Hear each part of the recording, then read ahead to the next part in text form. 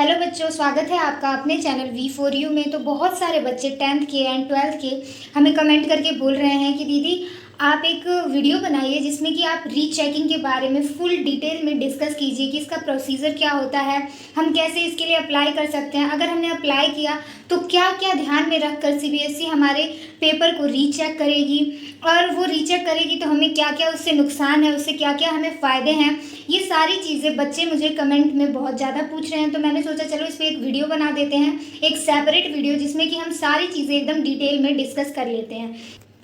तो आज हम इस वीडियो में इन्हीं सारी चीज़ों के ऊपर एकदम डिटेल में डिस्कस करेंगे कि CBSE कैसी चेकिंग करेगी, रीचेक कैसे होगा, उसके लिए फॉर्म कब फिल करना होता है, कैसे कैसे इसके स्टेप्स होते हैं, कब कब रीचेकिंग, इवोल्यूशन, री इवोल्यूशन, ये सारी चीज़ें कैसे होती है, हमारे जो आंसर शीट है जिस सब्जेक्ट का हमें रीचेक करवाना है उसका। ये जो गाइडलाइन है ये पुरानी गाइडलाइन है। अभी CBSE ने रीचेकिंग के रिगार्डिंग कोई भी नोटिफिकेशन रिलीज़ नहीं किया है, अभी वो टाइम लेगा और फिर उसके बाद से 1 या 2 दिन में रीचेकिंग के रिगार्डिंग फॉर्म रिलीज़ कर देगा और उसके रिगार्डिंग नोटिफिकेशन भी रिलीज़ कर देगा, लेकिन प्रोसेस तो सेम ही रहता है हर साल का। तो ये जो वीडियो है वो 10th एंड 12th दोनों के लिए है, दोनों का सेम ही प्रोसेस होता है रीचेकिंग का। तो आपको यहाँ पर देखने को मिल जाएगा कि request for all the processes will be accepted only online through the board website, जो कि है www.cbse.nic.in। तो ये जो आपका वेबसाइट है, जो आपका ऑफिशियल वेबसाइट है CBSE का, उसके थ्रू ही आपका जो रिक्वेस्ट है वो एक्सेप्ट किया जाएगा। वो भी सिर्फ ऑनलाइन एक्सेप्ट किया जाएगा, ऑफलाइन जो आपका रिक्वेस्ट होगा उसे मान्य नहीं दिया जाएगा। तो ये बात आपको एकदम ध्यान में रखनी है कि आपको रीचेकिंग के लिए ऑनलाइन ही अप्लाई करना है, ऑनलाइन ही फॉर्म भरना है, जो कि आपको आपके ऑफिशियल वेबसाइट www.cbse.nic.in पे आपको मिल जाएगा। And during the specified schedule along with the processing charge, और आपको प्रोसेसिंग चार्ज भी देना पड़ेगा। ये हमेशा 500 ही होता है रीचेकिंग के लिए। एंड किसी भी सब्जेक्ट का पर सब्जेक्ट आपको 500 रुपीज़ देने पड़ते हैं। अगर आपको एक सब्जेक्ट का रीचेक करवाना है तो आपको 500 देना पड़ेगा, आपको अगर 2 सब्जेक्ट का रीचेक करवाना है तो 1000 रुपीज़ देना पड़ेगा। And note application after schedule and in offline mode will be accepted. जब इनका जो शेड्यूल होगा उस शेड्यूल के बाद अगर आप चाहें कि आप दोबारा से रीचेक करा सकते हैं तो वो एक्सेप्ट नहीं किया जाएगा, और ना ही ऑफलाइन में एक्सेप्ट किया जाएगा आपका form. And then second point इन्होंने यहाँ लिखा है कि processing charge can only be deposit online, और चार्ज भी आपको ऑनलाइन ही डिपॉजिट करना है, जो कि आप debit card, credit card, net banking से कर सकते हैं। एंड देन थर्ड यहाँ पे इन्होंने दे रखा है incomplete offline application will be summarily rejected without any correspond with the candidate. अगर आपने कोई सा भी अगर आपने एप्लीकेशन भरा है वो इनकम्प्लीट है, या फिर ऑफलाइन एप्लीकेशन आपने भरा है, तो उस एप्लीकेशन को रिजेक्ट कर दिया जाएगा बिना कैंडिडेट से पूछे।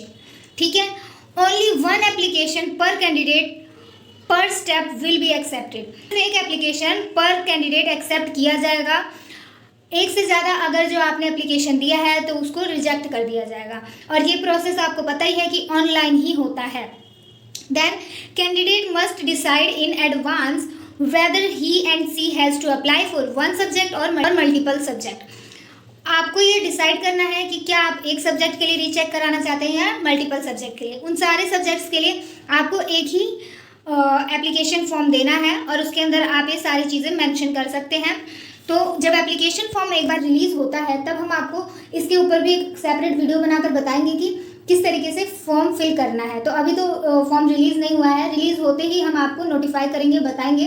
तो अगर आपने अभी तक हमारे चैनल को सब्सक्राइब नहीं किया है तो सब्सक्राइब कर लीजिए, क्योंकि जैसे ही रीचेकिंग फॉर्म रिलीज़ होता है, उसका कोई नोटिफिकेशन आता है CBSE के वेबसाइट पे, तो हम आपको सबसे पहले बताएंगे।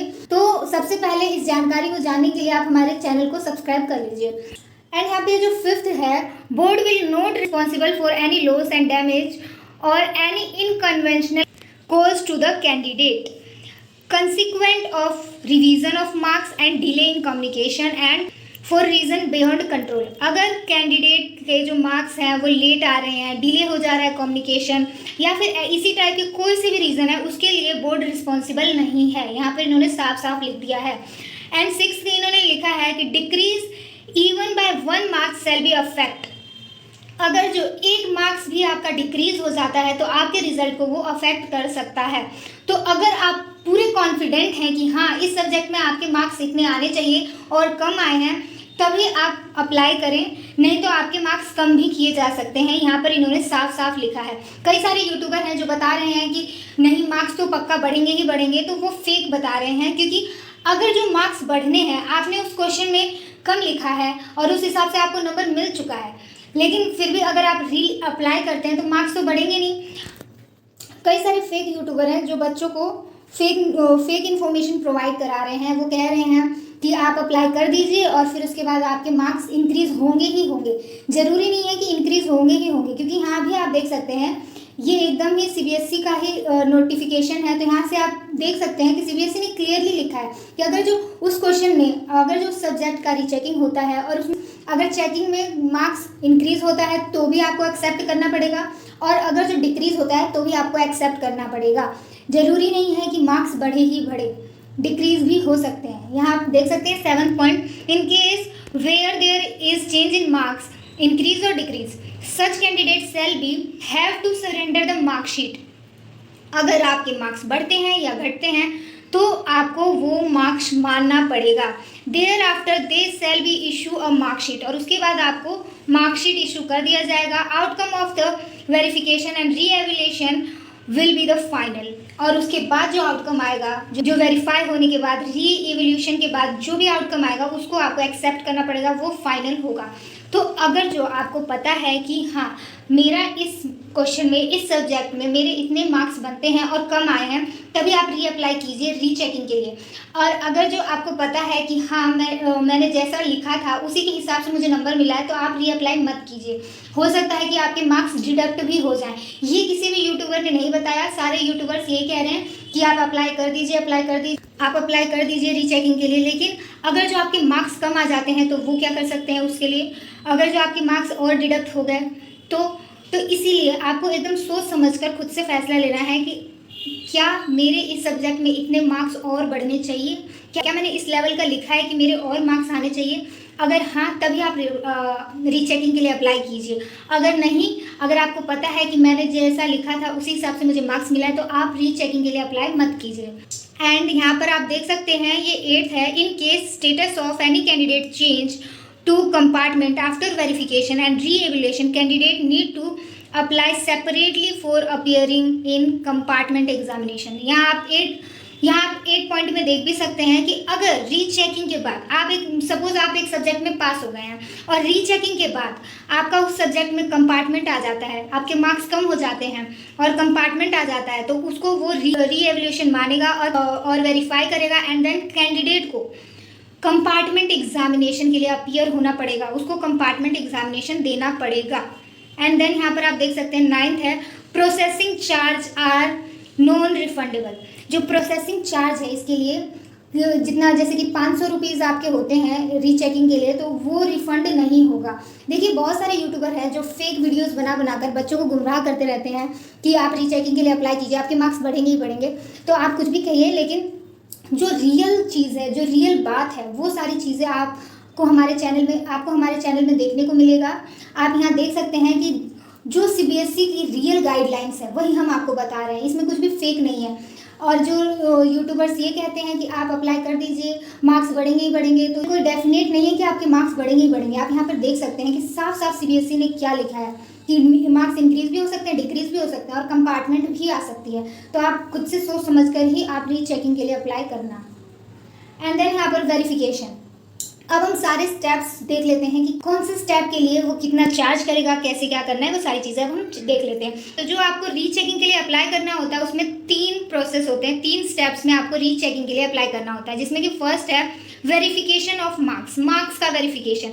ये हम ऑनलाइन ही अप्लाई करते हैं और इसके लिए जो हमें पे करना पड़ता है वो होता है 500 रुपीज़ आपको पे करना होता है और ऑनलाइन ही अप्लाई करना पड़ता है। इसमें क्या होता है कि आपके जो पेपर है उसको रीचेक किया जाता है। और सेकंड स्टेप है obtain copy of evaluated answer book. जो आपका आंसर शीट है सेकेंड स्टेप में आप ऑनलाइन एक और एप्लीकेशन भर सकते हैं। ये एप्लीकेशन तो आपने भर लिया, मान लिया कि आपका रीचेकिंग हो गया, लेकिन आपको ये भी जानना है कि मेरे आंसर शीट में कौन से क्वेश्चन का कितने मुझे मार्क्स मिले हैं, वो भी जानना है। तो आपको एक फ़ोटो कॉपी प्रोवाइड किया जाता है। इसके लिए भी आपको ऑनलाइन ही अप्लाई करना पड़ता है और इसके भी एक सेपरेट चार्ज लगता है 500 रुपीज़, इसके लिए भी लगता है। तो आप इस तरीके से आप अपने आंसर शीट का फ़ोटो कॉपी देख सकते हैं, जो कि आपको CBSE जब आप अप्लाई करेंगे उसके बाद CBSE आपको आपके आंसर शीट को स्कैन करके वेबसाइट पे अपलोड कर देगा। वहाँ से जाकर आप देख पाएंगे कि आपकी कौन से क्वेश्चन में CBSE ने कितने मार्क्स दिए हैं। ये सारी चीज़ें आप वहाँ से देख सकते हैं। एंड देन यहाँ पे थर्ड स्टेप आ जाता है री इवोल्यूशन का। इसके लिए भी आपको अप्लाई करना पड़ता है। इसके पर क्वेश्चन आपको 100 रुपीज़ देना पड़ता है। तो इसमें क्या होता है, सपोज आपने सबसे पहले क्या किया, आपने सबसे पहले वेरिफिकेशन ऑफ मार्क्स किया, आपने रीचेकिंग कराई, फिर भी आपके मार्क्स कम आ रहे हैं, तो आपने क्या किया कि आपने कॉपी ही मंगवा लिया, फ़ोटो कॉपी ही मंगवा लिया CBSE से। और फिर उसके बाद अगर आप उसको चेक करेंगे, अगर आपको कहीं गलत मार्क्स मिले हैं, जैसे कि आपके किसी भी क्वेश्चन में 9 मार्क्स आने चाहिए, आपको सिर्फ 5 ही मार्क्स मिले हैं, तो आप उस क्वेश्चन के लिए री इवोल्यूशन के लिए अप्लाई कर सकते हैं ऑनलाइन फॉर्म फिल करके। और जितने भी क्वेश्चन में आपको गलत मार्क्स मिले हैं और आपको इंक्रीज़ करवाना है, तो आप उस पर क्वेश्चन 100 रुपीज़ चार्ज लगेगा। तो ये सारी इन्फॉर्मेशन थी रीचेकिंग के रिगार्डिंग कि किस तरीके से एक कैंडिडेट, एक स्टूडेंट क्लास 10th का हो चाहे क्लास 12th का हो, वो किस तरीके से अपनी कॉपी को रीचेक करवा सकता है। उसमें CBSE कैसे कैसे मार्क्स के इवैल्यूएशन करेगी, अगर मार्क्स डिक्रीज हो जाते हैं, इंक्रीज हो जाते हैं तो क्या होगा। ये सारी चीज़ें हमने आपको इस वीडियो में डिस्कस एकदम डिटेल के साथ बता दिया है। और जैसे ही CBSE रीचेकिंग के रिगार्डिंग कोई भी फॉर्म रिलीज़ करती है या कोई भी नोटिफिकेशन आता है, कोई भी गाइडलाइन आता है, तो हम आपको सेपरेट वीडियो बनाकर आपको बता देंगे। तो अगर अभी तक आपने हमारे चैनल को सब्सक्राइब नहीं किया है तो कर लीजिए। इस चैनल से आपको बहुत ही इन्फॉर्मेटिव इन्फॉर्मेशंस मिलते हैं जो कि आपको किसी और चैनल पे नहीं मिलेगा। जैसे कि आपको यहाँ पर हमने बताया कि इंक्रीज़ और डिक्रीज़ भी हो सकते हैं मार्क्स, लेकिन और सारे चैनल आपको क्या बता रहे हैं कि सिर्फ मार्क्स इंक्रीज़ होगा, तो वो लोग आपको गुमराह कर रहे हैं। तो अगर आपको हमारी वीडियो अच्छी लगी, इन्फॉर्मेटिव लगी, तो do like, share and subscribe for more videos. Thank you.